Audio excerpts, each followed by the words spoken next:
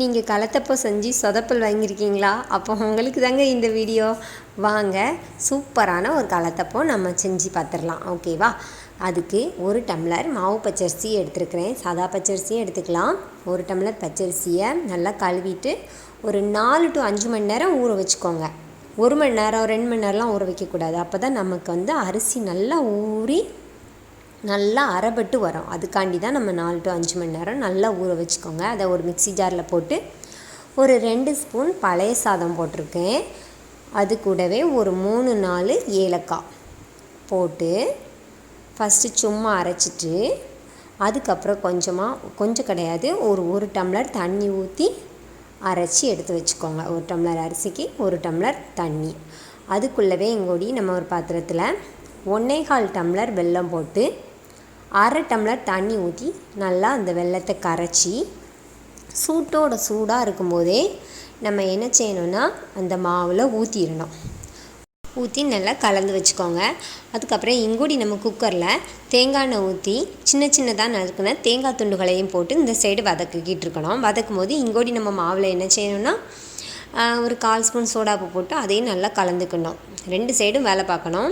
இப்போ நம்ம தேங்காய் துண்டுகள் நல்லா வதங்கினதும் இந்த மாவை கரைச்சி வச்சுருக்கிற மாவை சூட்டாகவே ஊற்றிடணும். ஊற்றும் போது அடுப்பு நல்லா ஃபுல்லில் இருக்கணும். ஊற்றி முடிச்சதும் அடுப்பை நம்ம சிம்மில் வச்சுக்கலாம். அப்போ தான் நமக்கு அந்த மாவு நல்லா அதில் பிடிச்சி வரும். அந்த குக்கரில் நல்லா பிடிச்சிருமா, செட் ஆகும். இப்போ நம்ம சிம்மில் வச்சுட்டு விசில்லாம் போட வேண்டாம். உள்ளே ரப்பர் போட்டிருக்கணும். விசில் போட வேண்டாம், ரப்பர் போட்டு நல்லா மூடி வச்சாச்சு. நம்ம குக்கரை ஒரு 10லேருந்து 15 நிமிஷம் மூடி வச்சாச்சு. அப்பப்போ இடையில செக் பண்ணி பார்த்துக்கோங்க வெந்திருக்கான்ட்டு. எனக்கு ஒரு 12 நிமிஷம் கிட்ட ஆச்சுது. இப்போ நமக்கு நல்லா செட் ஆகி வந்துட்டு பார்த்தீங்களா? இப்போ இதை நம்ம அப்படியே ஆற விட்டுறணும். உடனேலாம் எடுக்கக்கூடாது. நல்லா ஆறினதுக்கப்புறம் ஒரு கம்பியோ ஒரு கத்தியோ வச்சு லைட்டாக எடுத்து விட்டுட்டு நம்ம தட்டணும்னு வச்சுக்கோங்களேன், நமக்கு சூப்பராக நமக்கு கலத்தப்பம் விழுந்துடும். மற்ற வீடியோவில் சொன்ன மாதிரி சும்மா தட்டினோன்னு வச்சுக்கோங்களேன், ஆற வைக்காமல் சொதப்பல் தான் வாங்கும். ஏன்னா எனக்கு அப்படி தான் நிறைய தடவை வந்திருக்கு. கொஞ்சம் ரெஸ்ட்டு கொடுத்துட்டு அப்புறம் தட்டுங்க. பாருங்கள், நம்ம குக்கரில் எவ்வளோ சூப்பராக ஒட்டவே இல்லை பார்த்தீங்களா? அந்த அளவுக்கு வந்திருக்கு. எனக்கே ஆச்சரியமாக தான் இருந்துச்சு. அந்த மாதிரி வந்துச்சு. நான் சொன்ன இந்த அளவுகளோடு பண்ணுங்கள், கரெக்டான நமக்கு கலத்தப்பம் கிடைக்கும். இனிமேல் சொதப்பலே வேண்டாம். அழகாக வந்திருக்கு பாருங்களேன்.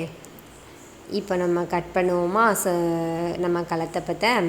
பாருங்கள், கேக் மாதிரி சூப்பராக வந்துட்டா. எங்கள் பசங்கள்லாம் எப்போ தருவீங்கம்மா அப்படின்னு கேட்டுக்கிட்டு இருக்காங்க நம்ம கலத்தப்பத்தை. பார்க்கவும் அவ்வளோ ஒரு அழகாக இருக்குது. டேஸ்ட்டும் சொல்லவே வேண்டாம், அவ்வளோ ஒரு டேஸ்ட்டாக இருந்துச்சு. வீட்டில் இருக்கிற சிம்பிளான பொருளை வச்சு சூப்பராக நம்ம ரெடி பண்ணிடலாம். பயப்படாமல் நான் சொன்ன இந்த அளவுகளோடு செய்யுங்க. கலத்தப்பம் இனி நமக்கு சொதப்பலே ஆகாது. இன்னும் என்னங்க யோசிச்சுக்கிட்டு இருக்கீங்க? யோசிக்காமல் உங்கள் வீட்லேயும் இதே மாதிரி செஞ்சு பார்த்துட்டு எப்படி வந்துன்ட்டு கமெண்ட் பண்ணுங்கள்.